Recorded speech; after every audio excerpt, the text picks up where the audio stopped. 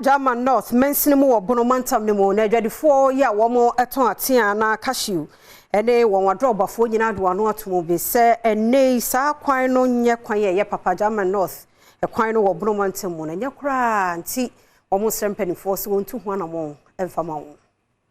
ti se wo kombromante mu pa baby a womo edua atia e Jaman North mensene no emu opepon bosome ni ayo mu bosome die na atia no bua ma na dwuma so asore a edisika ebegu akuafo ebotom esanso eboa ma assembly no eboa sika ano enso emfa ho se emfa so die pi ewo atia mu no akwan a akuafo ebefa so ede wo no baye no akodwom akoye bibie wo ho wono mu edi atia ho dwa ene ahyenkafo bi ekere se ekwan no a enye no sesei egu adwuma no Alex Owusu national chairman ya oda Cashew Traders and Exporters Association of Ghana ano na wode won hawo etudwa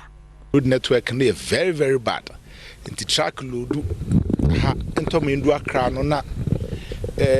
car no hano masai tire pie problems bebre ye face a ye hwese was a ban to me come to the aid of the community assemblies in the district na wa hano to make sure say road construction because we road network no aye well linked be a portals amana ni no ma ye ho adwuma covet ne bridges ne adni na no at least omunye no total third road and aspect overlay kra na say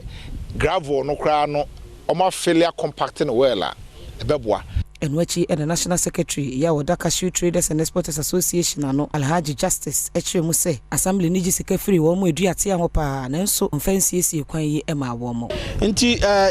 ohwa ka ba ku bia nso edurumre bia ka se no egugu bilodu 450 500 550 to 700 to 800 kra nti ohwa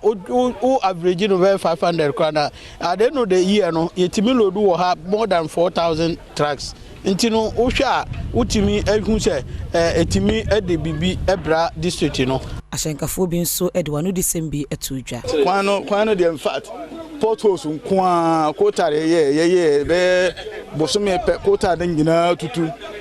ye bre kwano nye kwano de nye ekrakra na Solomon Owusu ye mensini krache e Jaman North mensini ne mu nso editu dwase e yampase atia edisika abegu assembly no foto mu die e wo so wode nhyehyeye pa egu akwan mu utimi yi akwan no e ma omanfo our challenge e wo akwan no so